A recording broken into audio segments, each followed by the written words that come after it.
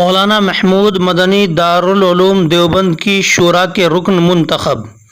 ناظرین کرام السلام علیکم ورحمۃ اللہ وبرکاتہ۔ میں محمد شعیب، آپ دیکھ رہے ہیں ایس اسلامک ٹیوب۔ امید ہے کہ آپ حضرات خیر و عافیت سے ہوں گے۔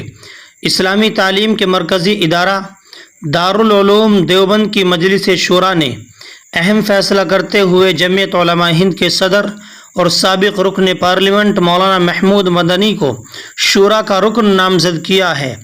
دارالعلوم دیوبند کے محتمم مولانا مفتی ابوالقاسم نعمانی نے اس کی تصدیق کی ہے۔ پیر کے روز سے ادارے کے گیسٹ ہاؤس میں جاری شورا کے 3 روزہ اجلاس میں منگل کی شام بعد نماز مغرب منعقد چوتھی نشست میں شورا نے بڑا فیصلہ کرتے ہوئے جمعیت علماء ہند کے سربراہ اور سابق رکن پارلیمنٹ مولانا محمود مدنی کو دارالعلوم دیوبند کی مجلس شورا کا رکن منتخب کیا۔